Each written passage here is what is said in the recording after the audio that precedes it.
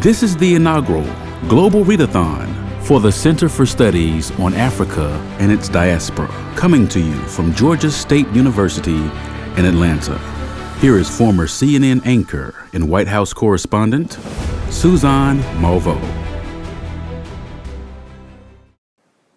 And now we'll continue our celebration in Banjul, the capital of the Gambia, the birthplace of Kunta Kinte. The U.S. ambassador to the Gambia, Sharon Cromer, along with laureates, poets, musicians, they're all welcoming us the Gambian way. They're going to be reading excerpts from various essays, books, and they're going to take us on a journey to Kunta Kinte Island. Just watch.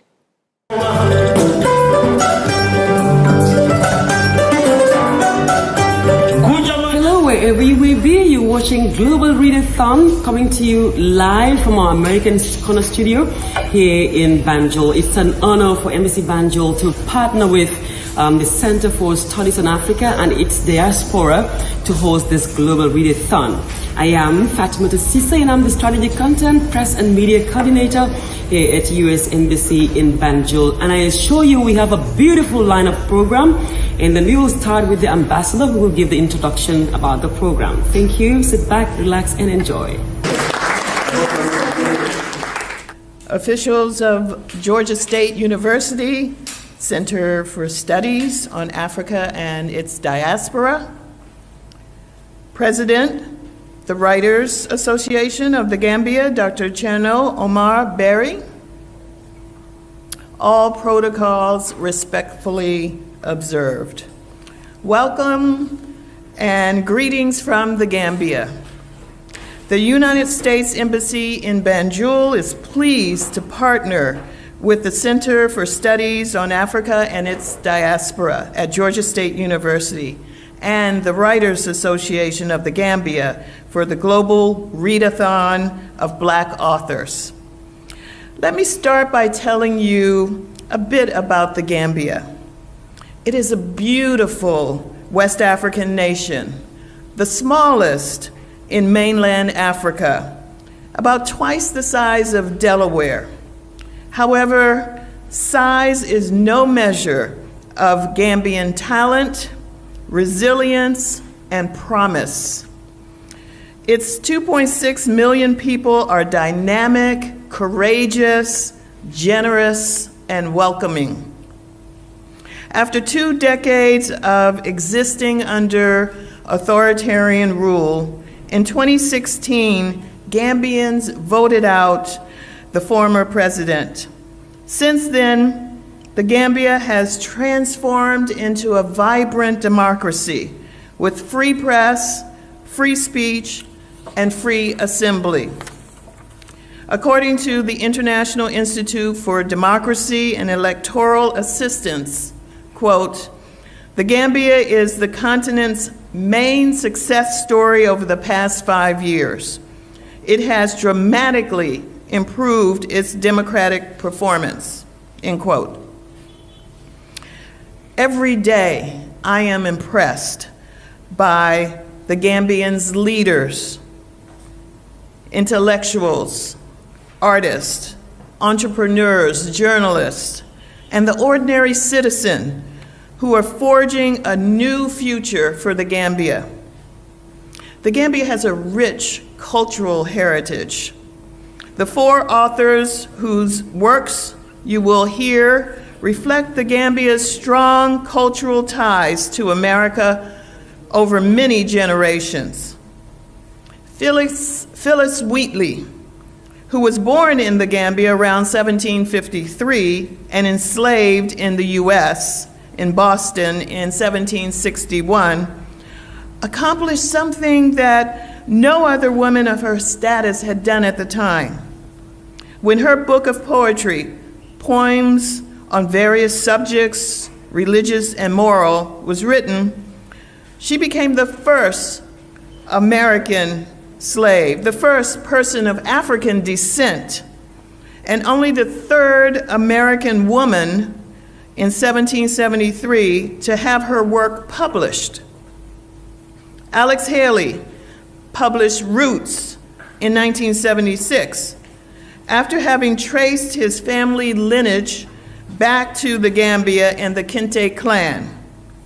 he created one of the most time-honored sagas of American family. Eye of Ebony, written by Nana Gray Johnson, a Gambian author whose book focuses on the slave trade that took Africans to sugar, tobacco, rice, and tea plantations in the Caribbean and in the Americas and Asia.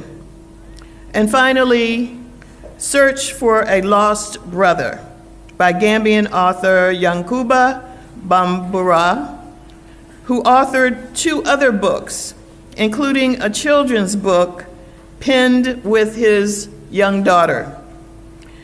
Despite the nearly 250 years that separate these authors, their message is clear. We can never forget the cruelty of slavery and the inhumanity that continues the struggle today. The human spirit that longs for freedom, dignity, heritage, and identity will not, cannot be denied. The U.S. Embassy is proud to support this program and others like it that promote cultural exchange, understanding, and connections across the continents. I wish you all a meaningful and insightful Black History Month. To all the Americans watching, we hope you will visit the Gambia, the beautiful, smiling coast of Africa. Thank you. Thank you very much, Ambassador Cromer.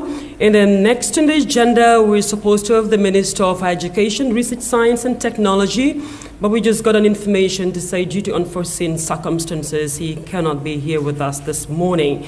And then we move on to the next agenda, and that is a video on Kunta Kinte Island. Actually, the ambassador and embassy team traveled to Kunta Kinte Island some time ago. It was on June 10th. And then we had a wonderful trip, and of course, she learned a lot as far as the story of Kunta Kinte is concerned. And now we will just play that video before we got into the program proper. Thank you so much.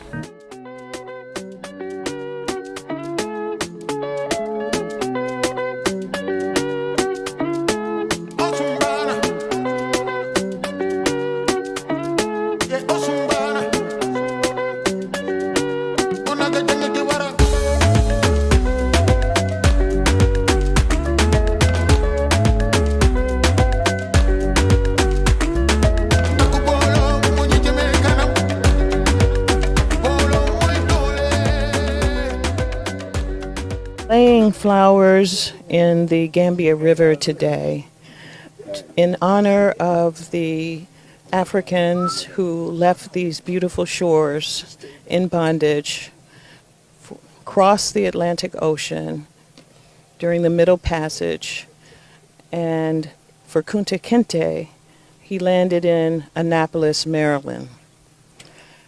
And so we honor those slaves who took that passage across the Atlantic. In the same vein, Kunta Kinte's descendants also lay beautiful flowers in the ocean.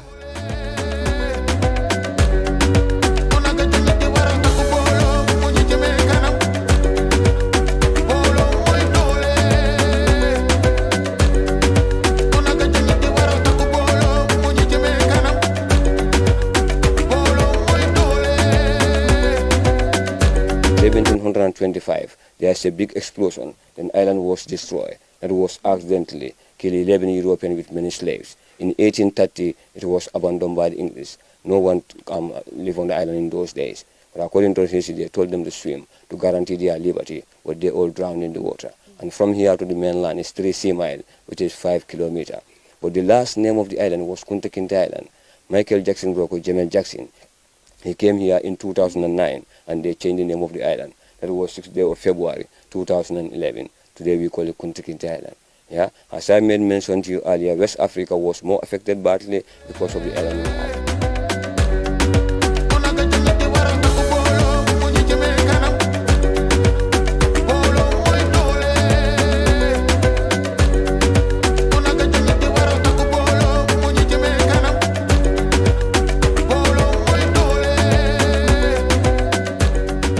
Today we celebrate June 19, 1865 as Juneteenth by visiting the island of Kunta Kinte, who was a Mandinka and a Muslim who lost his freedom here in the Gambia. He was captured by slavers and shipped like cattle across the Atlantic, the Middle Passage, to Annapolis, Maryland. Kunta Kinte's story was documented by the author Alex Haley, who wrote the story of his ancestor, Kunta Kinte, in the famed book Roots.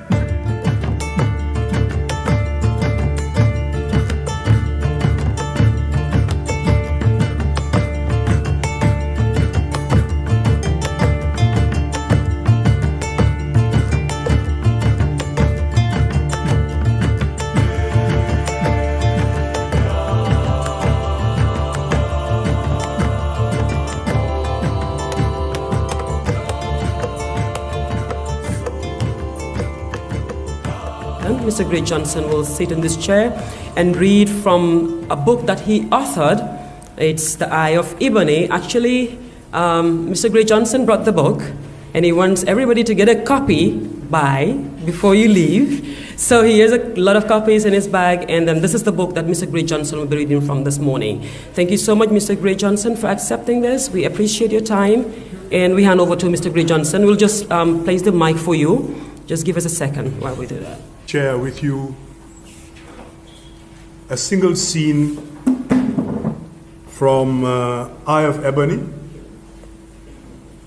And this is a scene at a rest stop on the caravan route. And the joy of Eye of Ebony is that it was the last ship that ever came to the River Gambia to poach on slaves. The slaves refused to let the ship go, and they sacked the ship. And these ones were captured, but they only walked the caravan route, but never got into the belly of the canoe to go to the Americas. So on the way, the Moor and his slave minders went and unhitched 3 men from the second line of slaves and marched them away with Nejinjin towards a smaller caravan which was waiting in the distance at the edge of the settlement. Simanga Jeji, cried Nejinjin as she was led away. Tell Jibom, I will come to him. Like a mother, I will.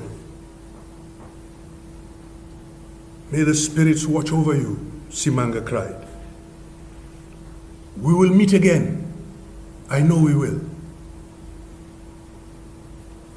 While Simanga watched Nejinjin go, slave minders came and untied Boso Ture and took him away behind the trees near the white men's tents. It was more than the wrestler could bear to see Nejinjin and the poet taken away at the same time. The caravan was now empty of all inspiration for him. Tears choked his murmurs and ran down the side of his face.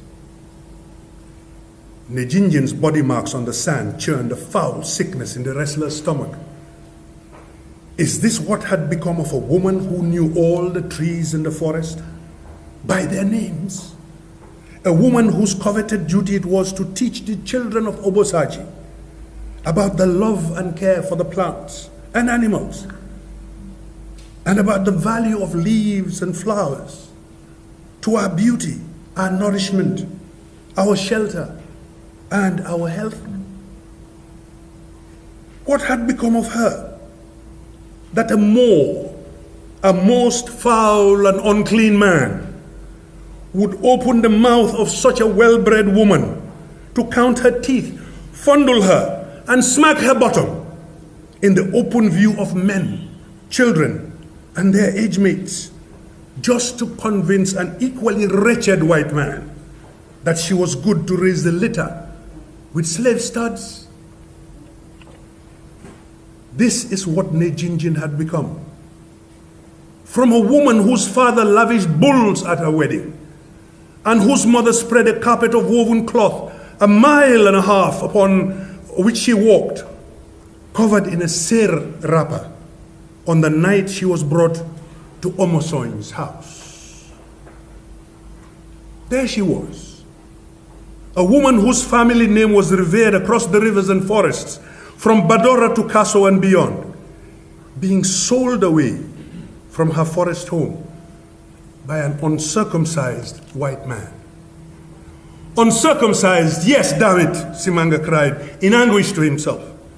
I saw Hans, this Philistine Dutchman, when he pissed at the river's edge after the crossing, uncircumcised and accursed, his foreskin as long as a dog's.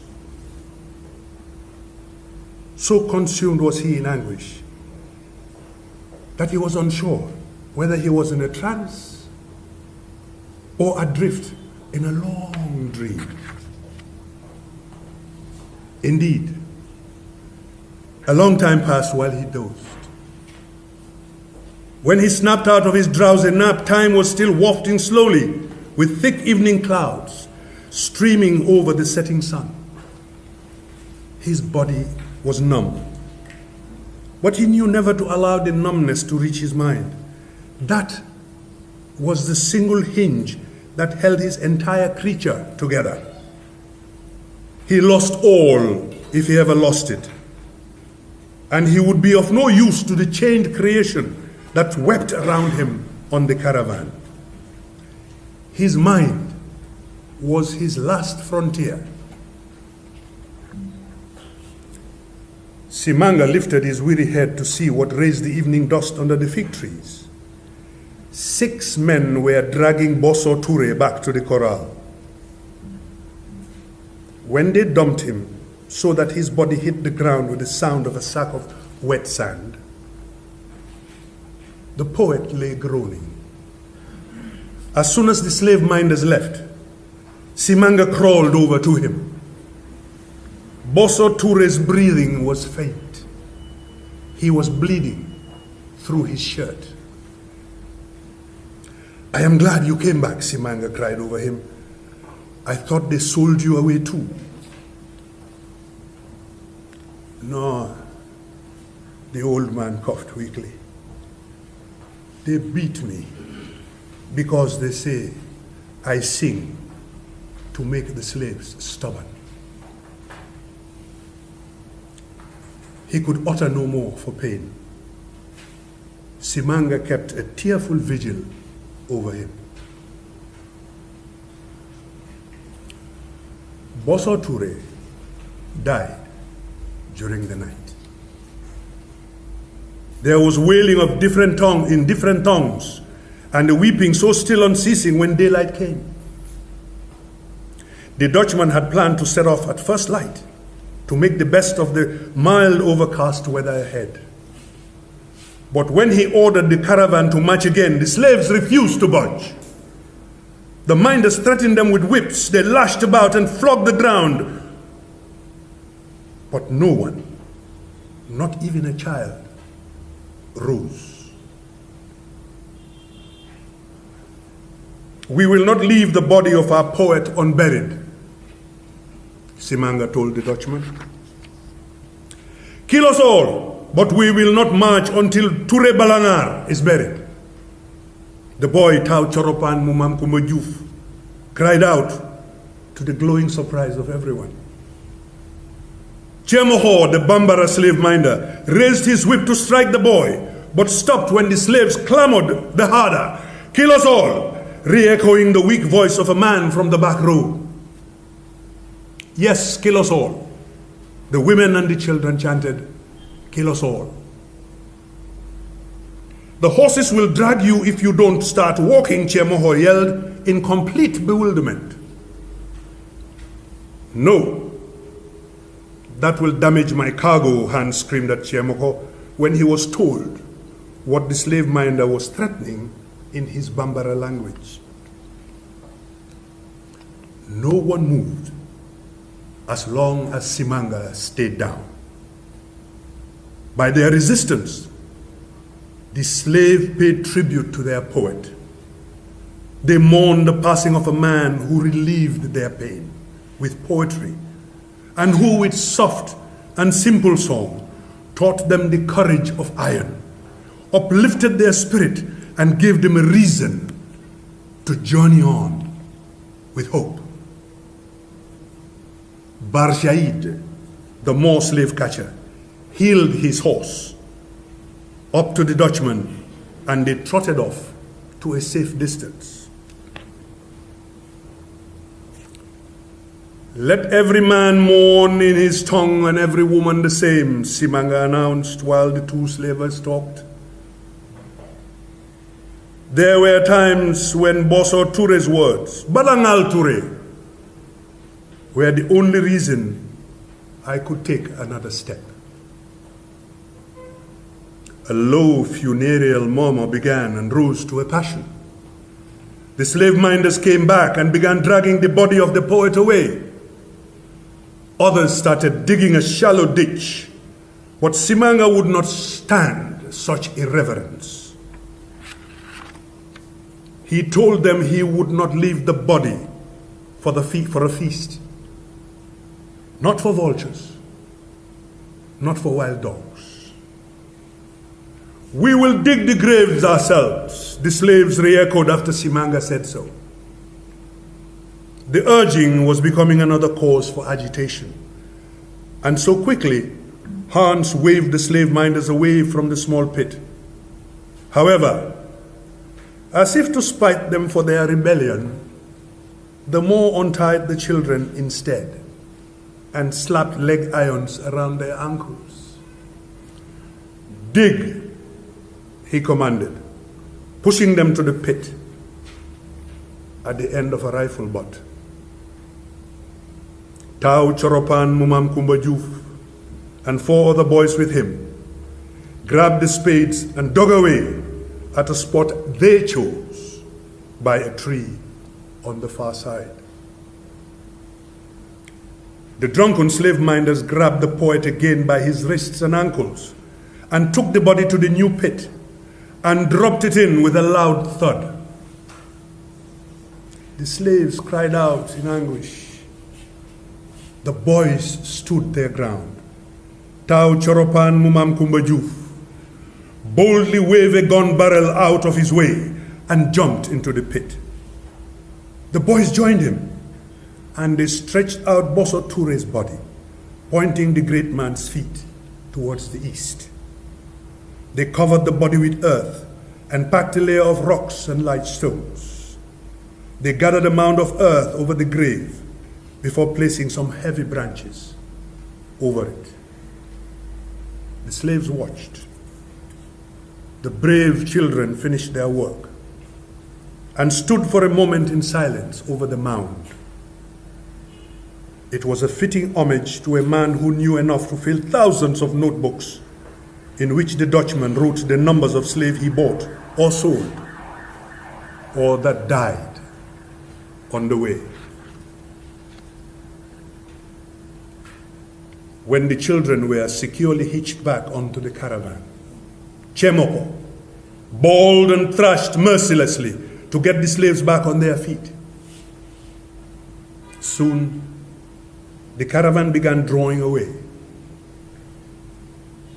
In misery, Simanga marched, watching the poet's grave receding slowly. Your tongue is silent now, but your song will ring out on the hills and on the river banks, he whispered. Toure Balangar, Boso Toure. We will sing your song, and we will dance someday to the music of your words. I promise. Thank you.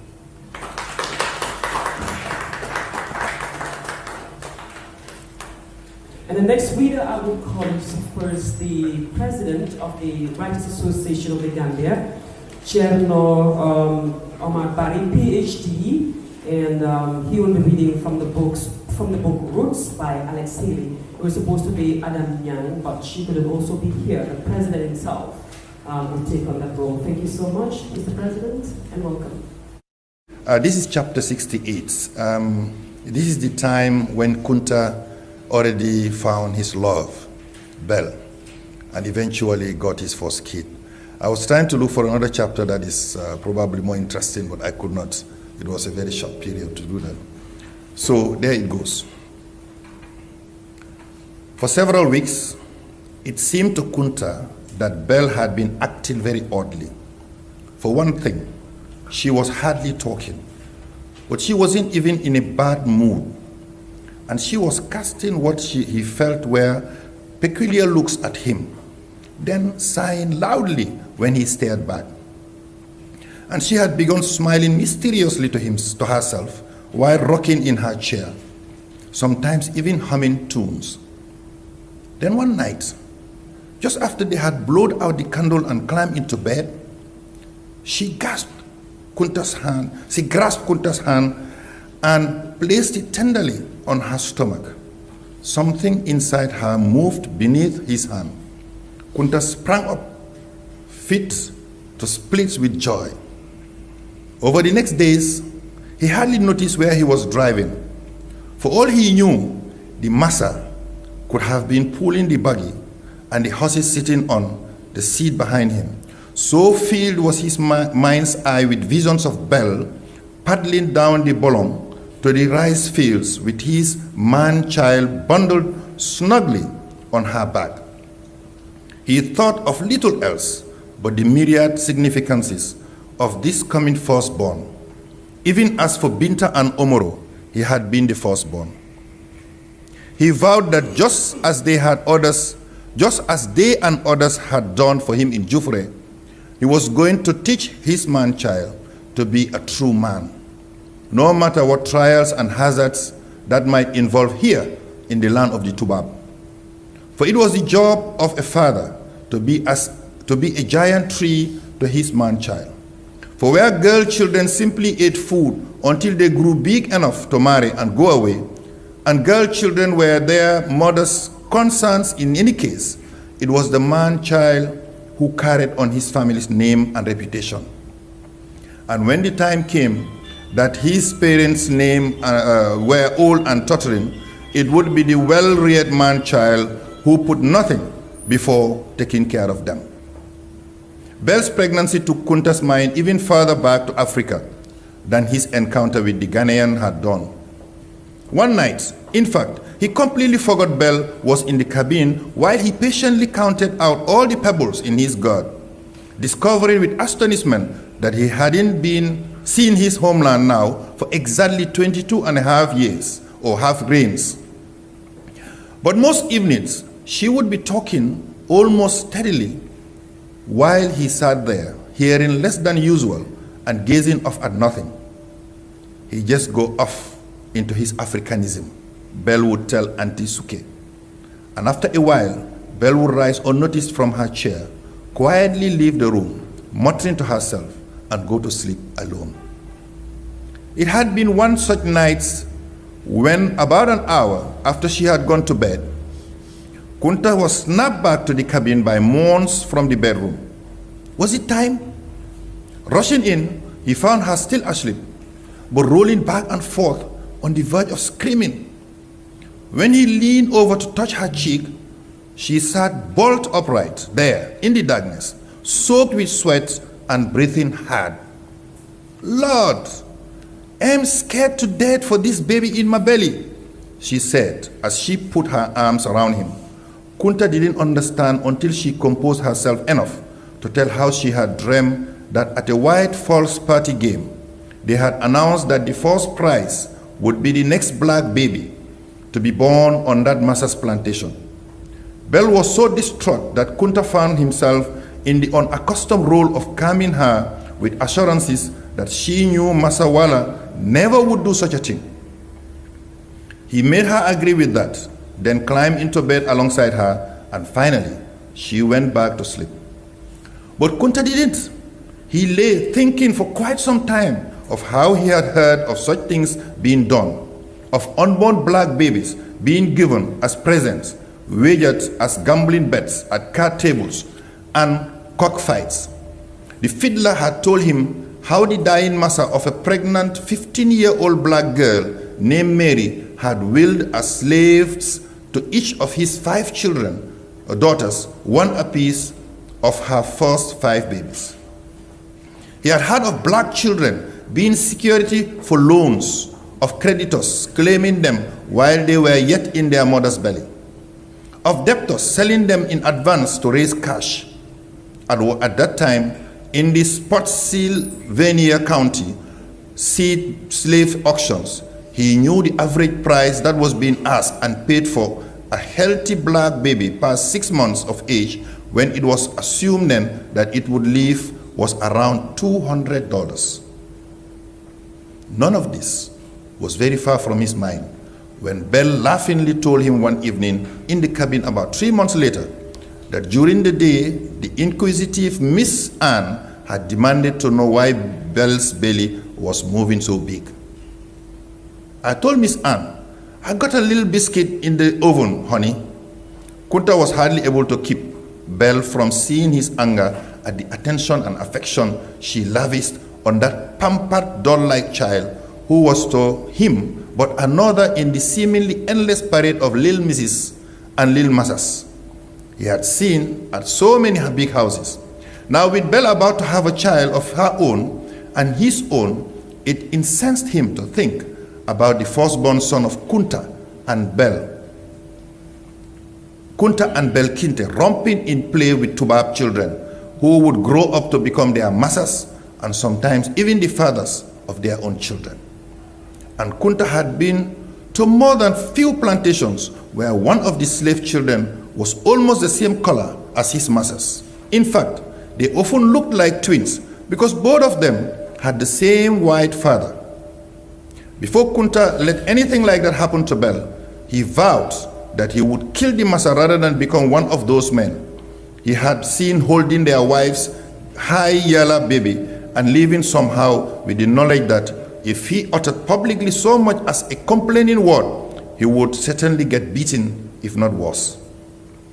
Kunta thought about how high yellow slave girls brought high prices at the county seat slave auctions. He had seen them being sold, and he had heard many times about the purposes for which they were bought. And he thought of the many stories he had heard about high yellow man children, about how they were likely to get mysteriously taken away as babies, never to be seen again, because of the white fear that otherwise they might grow up into white-looking men and escape to where they weren't known and mix the blackness in their blood with that of white women. Every time Kunta thought about any aspect of blood mixing, he would thank Allah that he and Bell could share the comfort of knowing that whatever otherwise might prove to be his will, their man-child was going to be black. It was earlier one night in September of 1790 when the labor pains began to take hold of Bell, but she wouldn't yet let Kunta go for the massa, who had said that he would personally attend her with Sister Mandy to be in readiness as his assistant if he should need her. Each time the pains came, Bell lay on the bed, gritting her teeth to keep from crying out, and she would tighten her grip on Kunta's hand with the strength of a man. Thank you. Matamba is a traditional ruler in Badibu. We call it Eliasa. And then Matamba died in 107 years ago. He stayed about 36 years ago he died. He spent 107 years alive ruling. So I'm happy to play this song for you guys here to remind us about the history of Matamba, what he does for his people in Badibu. Thank you.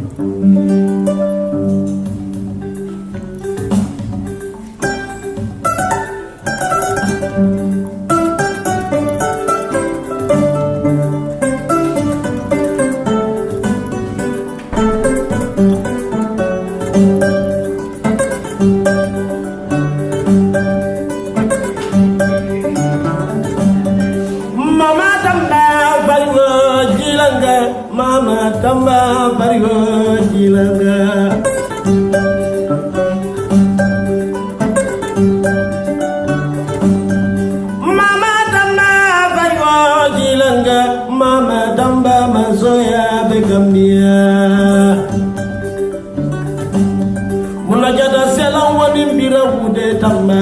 Mama Damba Masoya the Gambia.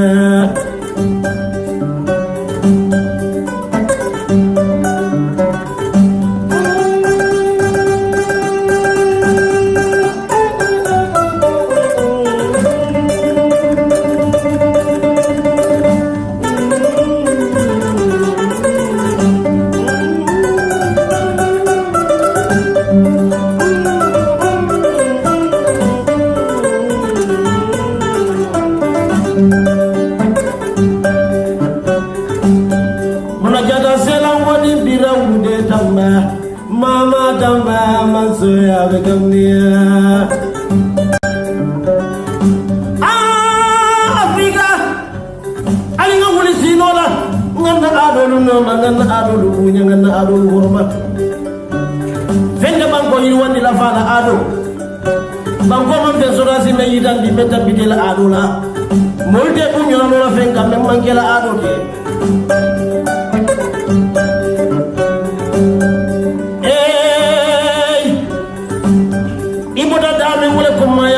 Dame kodali ngam bodula lu lonja nimbenta lu kurosila moba jama be Gambia moba jama lu yela wole do ku jama ke Gambia kono abolu kono kuntakinde dunia fere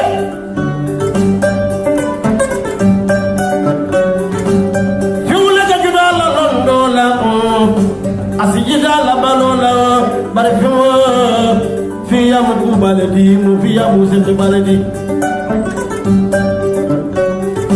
ala ngana jidum balla mu me ngaka bam fama ala yem wolu sole ama molu ka ngandi do ngana baga jombi madeni naluga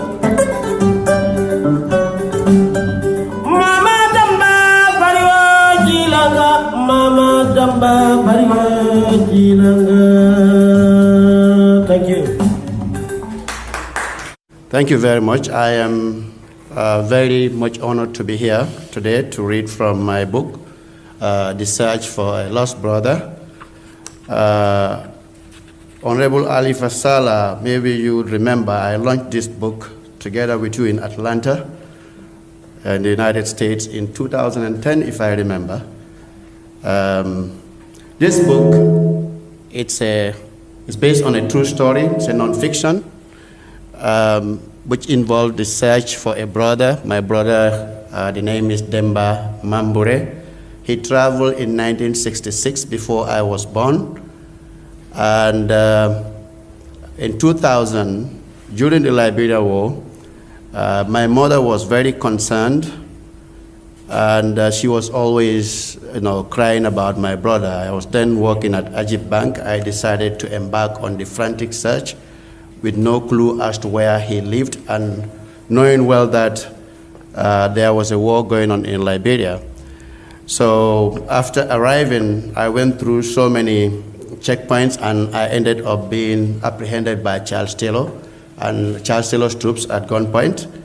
So I'll read from page 81, where it says, I found Demba. So I think you can all understand that Demba was eventually found after going through so many treacherous circumstances. Here it goes. I found Demba. Vagwe, the town where Demba lived, was a small town. It was surrounded by forests. We passed groundnut and cassava farms.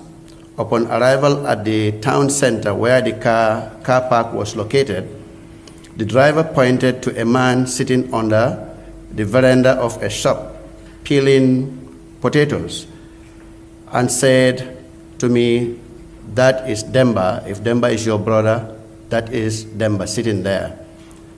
I thanked God he was alive. It was a miracle to go to a war-torn country looking for someone with no clue of where he was and find that individual alive and well. I went straight to him, greeted him, shook his hand. He looked a lot older than when I last saw him. He came here in 1979. I was a small boy. In 1992 also, but 2 weeks after he arrived, I left for Malaysia, so we didn't know each other. The last time I saw Demba was brief in 1992, prior to my trip to Malaysia. We never lived together to know each other. We are brothers, but strangers to each other. I asked how he was. I spoke to him in Mandinka. He responded in English and said, fine. I knew that this man had no idea who he was talking to. Do you recognize me? I asked him. No, he responded in English again. So I was speaking Mandinka and he was speaking English. I'm your brother, I said, continuing in Mandinka. Okay, thank you, he responded in English. I was taken aback by the short responses and the lack of enthusiasm from a brother I risked my life to see. He did not even seem to acknowledge the language I was speaking to him. He continued to respond in English. He, however, later explained to me that his lack of enthusiasm was due to the fact that all Gambians who visited Monrovia called him brother. So he thought I was one of the many Gambians who visited him in Vagwe. Continuing with the encounter, I pressed harder. You definitely do not recognize me. He now raised his head and looked at me more closely. It was a bit dark at that time. The night has begun to fall. I went further. I said, I'm your younger brother. Which younger brother? He asked. And now he responded back in Mandinka for the first time. I said to him, Yankuba Mambure. Instantly he jumped, grabbed me, hugged me, and I walked out barefooted and started calling out, my brother don't come, oh, my brother don't come. That's the Liberian language. In few minutes, his compound was full of people. As the word spread out in the town like wildfire, people started pouring in. Demba could not sit down. He was just walking up and down. I could understand his reaction to the sudden unannounced arrival of a brother. After I took a bath, Demba called me to his inner room for a man-to-man talk. He knew I was not here for nothing. I must have a lot to say. He asked me why I took the risk and the long, dangerous journey to come and find him. I produced a tape that the message that I recorded messages from my mother and other family members. I told him that the tape would explain everything. He played the tape and listened to it quietly and intently. The whole recording was about 40 minutes. I felt good that I recorded my message too. I would never be able to tell him everything I mentioned in the tape if I did not record. Most of the messages were centered on being there for the family, that he should never have abandoned his mother, wife, children, no matter what the circumstance was. Everyone, including his children, who spoke on the tape, emphasized that he should at least have been communicating. After listening to the message, he started crying. He cried and cried heartily that night. It was a very emotional moment, but I felt that what we said were right and necessary. We sat there for a long time, at least for 10 minutes, speechless, looking at each other. Then he asked what my intentions were. I told him that our mother's message was that I should never leave him behind, and I had to go back with him to the Gambia. And we are leaving the town for Monrovia on Friday in court. That is August 4, 2000, because the flight to Gambia by Air Africa was supposed to be on Saturday the 5th. I said to him. He sat still for some time before responding. The unexpected happened. I had anticipated some resistance from him. His response to this unexpected, instantaneous development that might have a lasting impact on his life was cool and decisive. He told me that his plans were to stay in Liberia for some time and also to come to Gambia, but because of the war, he couldn't come back. Nevertheless, he told me, I will go back with you, Yankuba. You are a brother who was not even born when I first left the Gambia. You grew up, you went to school, you started working, you paid your own ticket to come and find me in a war zone. So if I don't go with you, I will say that I am doomed, so I have to go with you. So he said he will inform the entire village the following day that he would go with me, leave Vagwe on Friday, and go to Monrovia, and subsequently to go to Gambia. Thank you. Thank you very much, Mr. Mamure. And then, a round of applause, Mr. Mamure, please. Thank you. All right, the final reader is just going to read Anna Ibn Ahmad. He's going to read from the book Phyllis Wheatley, being brought from Africa to America. And then Seydou is going to help read that in 3 minutes. And then we go into entertainment and have General with a poem. Thank you so much, Seydou. Thank you. We see how bright their forms, how decked in pomp by thee, thy wondrous acts in beauteous orders, and all attest how potent is thy hand. From helicons refulgent height attend, ye sacred choir, and my attempts befriend, to tell her glories with a faithful tongue. Ye blooming graces triumph in my song. Now here, now there, the roving fancy flies, till some loved object strikes her wandering eyes, whose silken fetters all the senses bind, and soft captivity involves the mind. Imagination, who can sing thy force, or who describe the sweetness of thy course, soaring through air to find the bright abode, the imperial palace of the thundering God. We on thy pinions can suppress the wind and leave the rolling universe behind. From star to star, the mental optics rove, measure the skies and range the rims above. There in one view we grasp the mighty whole, or with new worlds amaze the unbounded soul. Though winter frowns to fancy's rapture eyes, the fields may flourish and gay scenes arise. The frozen deep may be break, their irons band, and by their waters murmured, oh, the sands. Fair Flora, or fair Flora, may resume her fragrant reign, and with her flowery riches deck the plain. Sylvanus may diffuse his honors round, and all the forests may with leaves be crowned. Showers may descend, and dews their gems disclose, and nectar sparkles on the blooming rose. Such is thy power, nor are thy other veins.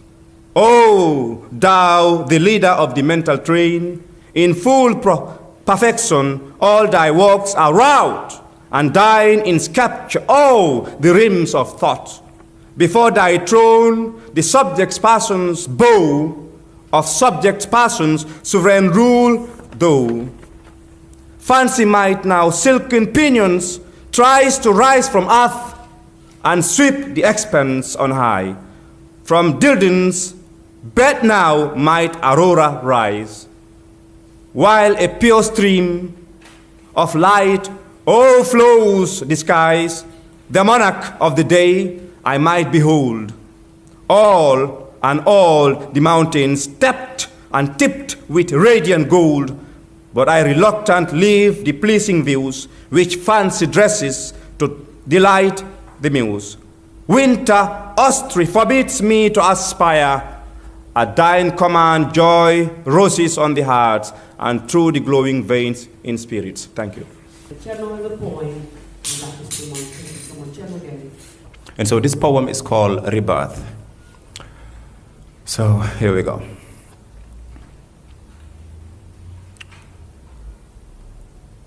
Mama said that loose lips sink ships, but Daddy said, son, some of our ancestors had to sink their ships because however you tell the story, freedom in death beats life in bondage. And Kunta Kinte may have rejected the white man's name and tried to run away, but the top man of that game was Harriet, a woman. Ain't I a woman? Sister Sojourner Truth, a black woman. Lord, don't move the mountain, but give me the strength to climb. Mahalia Jackson, a black woman. Maya Angelou, a black woman. And she, a woman, that woman. Alice Walker, Kathleen Cleaver, Angela Davis, those women, black women, aren't they women? Because Martin Luther King may have had a dream, but civil rights ain't civil at all by any means necessary. Ask Brother Malcolm X, Huey P. Newton, Bobby Seale, Eldridge Cleaver, Fred Hampton, George Jackson, the Soledad brother. Yes, those brothers that took it to the streets armed to the teeth with weapons that demanded for freedom and equality. And the only fear they ever had was living for a day longer without resisting the condition of the black man in the communities that they lived in, because the most dangerous creation by any society is the man who has nothing to lose. James Baldwin, W.E.B. Du Bois, Frederick Douglass. From chains in sunken ships to legends, these names carried the cradle of one continent to another. Generational greatness with a fist that inspired nations. Muhammad Ali, and we put a beat and a rhythm on that music, called it hip hop. We won't stop. Be bold, rock and roll, shoot them shots. And we had Nas, Tupac, Jay-Z, and Biggie, Michael Jackson, Jordan, and LeBron. And now we talk about Barack Obama, Barack Obama, Barack Obama.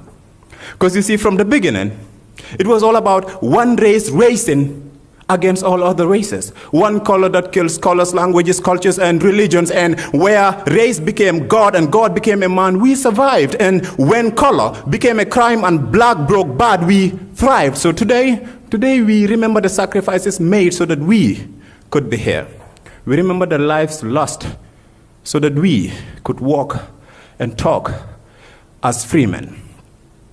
Today, we celebrate the voices that never bowed, the minds that never broke, the songs that carried the stories of our race for generations. Today, we celebrate that pain. We celebrate that struggle. Today, we celebrate those who had to be brave so that the rest of us can walk without fear. Today, we celebrate those who had to be loud so that we could enjoy some peace and quiet. Today, we celebrate those who had to bleed so that the rest of us could heal.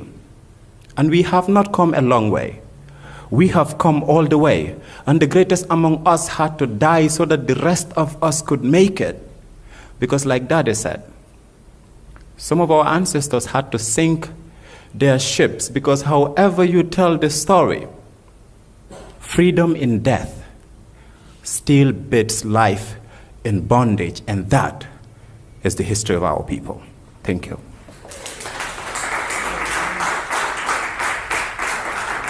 Thank you, Cherno. And Cherno is actually a 2023 Mandela Washington Fellow. He is part of the team who will be traveling to the United States shortly to attend that program. So thank you very much, Cherno. All right, we've come to the end of this program. Jali has a performance to make, and he will do that, and then we will thank everybody for coming, and then that will be the end. Jali, go ahead.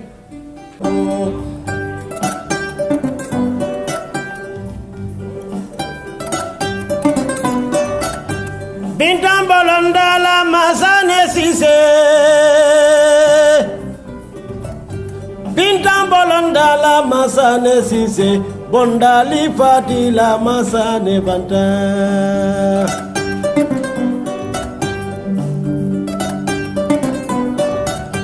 Ninya te jongo balila sayala mume Beta ya te jongo balila sayala mume Muna londo de jongo balila sayala mume Kenda te jongo balila sayala mume Bintang bolonda la masane banda Jongo siti loke dunia kono Ngaliye dunia menje dunia manke beke di mume do kelemu Isi do ke dunia yedo fo dunia yedo tu dunia kono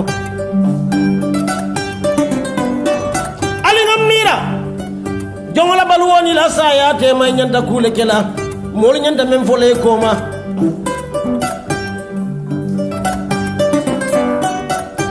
ku jama le tambita kugulinde manso bulu fo ala yemenda ali ngantugu manso la wala mu no lati jallan jalalang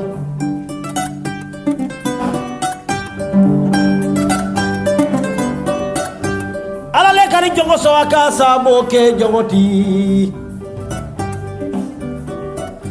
Ala le kari jongo so aka sabo ke jongoti Na yala momenso alinga mutafe Thank you.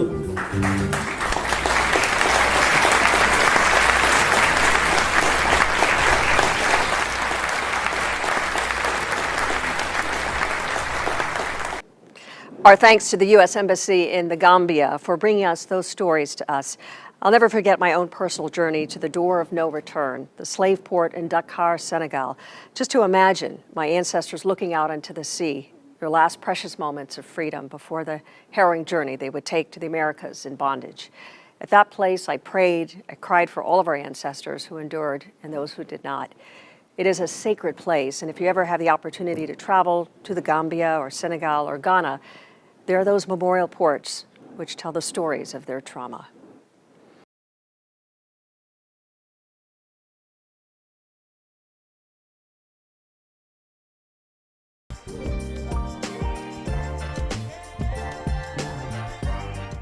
Welcome back to the inaugural CSAD Readathon at Georgia State University. I'm your host, Suzanne Malveaux, joining you live from Atlanta here. I hope you've been enjoying the program so far. It's been absolutely amazing. I want you to stick around as well. We still have a lot in store for you, including a reading from the award-winning author Edwidge Danticat. That is coming your way soon. But first, I want to bring you another reading from actress-author Akusa Busia. This time, she is reading from her own book, The Seasons of Binto Blackbird. Hello, I'm Akuswa Busia, CEO and founder of an international audiobook company called Speak the Word Audio. I am a big believer in the absorption of books, whether you read them, whether you listen to them. So as such, it is a big pleasure to be here reading for the Global Readathon, organized by the Center for Studies in Africa and the Diaspora by Georgia State University. I'm reading to you from a novel I wrote called The Seasons of Binto Blackbird. The number of people who showed up at the groundbreaking ceremony for what would be the island's first independently run school was encouraging. Over 700 citizens of Cape Caucus came to demonstrate their gratitude and support, 400 more than had been expected. Solomon stood on a small podium, the audience listening to him with rapt attention. "Our children," he cried out, "our children are taught that Africa is backward and underdeveloped. For 100 years, the white man removed Africa's craftsmen, chiefs, doctors, philosophers, our women and our children to make other nations strong. And then they called us backward. They blasted our cities and destroyed our records, and now they tell us that we had no history before the slave trade. That we were merely savages." Solomon paused for a moment to let his message affect his listeners. "The truth is that ancient Greece's greatest philosophers had African teachers, but they are never mentioned." Solomon continued, riding on the crest of heightened awareness. "When people admire something, They want to steal it from you and say it's theirs. If you don't know any better, you believe them. The Europeans have tried to steal everything good and claim it is white. Tea doesn't even grow there, but to hear them tell it, you'd think it was English. Not to mention cricket, which they learned from the Indians. And Max Factor didn't perfect makeup, neither did Elizabeth Arden. The ancient Egyptians did. But on a more serious side, how many kids who were taught about Edison are ever taught that Mr. Latimer, his chief researcher, had his own patent for a light bulb registered before Edison, that Mr. Latimer was a black man? And do any of you kids out there know who performed the first open heart surgery? It wasn't Christian Bernard. It was a black man. If you're younger than 12 and you're one of the first 10 children to find out his name and tell me anytime before Christmas, I'll give you $100 to buy yourself a Christmas present. Parents, it's important that we teach ourselves and our children our history so that others won't control our memory. Because if you control a people's memory, you control their lives. Solomon paused, opened his satchel, and removed the parcel. When I was last in Ghana, West Africa, he said, lowering his voice reverentially, an old lady, Nana Abruwa, asked me why I keep dragging up the old stories, opening up the old wounds.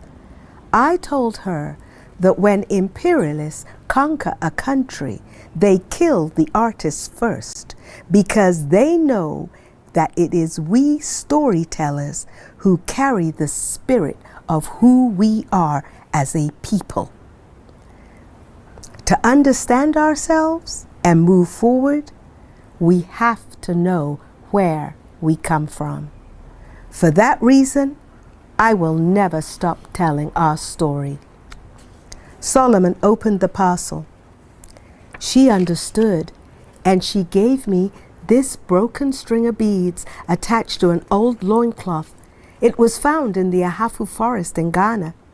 It belonged to her great-great-grandmother, who was attacked and forced into slavery by British traders. She told me she wanted me to have this heirloom because maybe her great-great-grandmother was my ancestor too. Solomon became choked with tears as the distant wailing that he had heard in Nana Abruwa's hut rang through the air. They split us so far apart.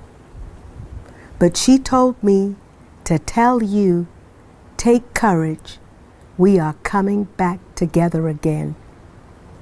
This school, the Royal Nubian, will be dedicating to raising consciousness, rebuilding family, and bridging the many gaps in our history caused by captivity. Solomon unveiled a miniature model of the Royal Nubian that was sitting on the podium. The crowd pointed admiringly at the splendor of the white structure. Many of our children are princes and princesses descended from African royalty, but they don't know it. And even those of African descent whose ancestors were not royal, they were noble.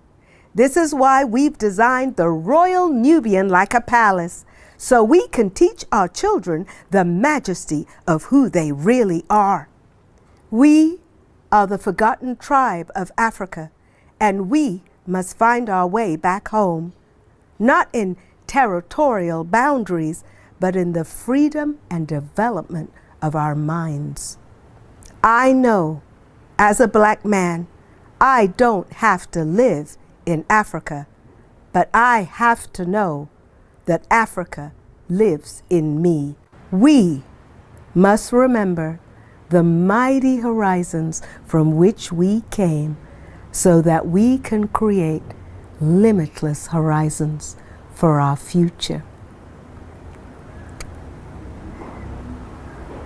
Absolutely a beautiful read here, Kose Busia, The Seasons of Binto Blackbird. It is a novel. It is really a beautiful, wonderful read. Thank you so much. Appreciate it.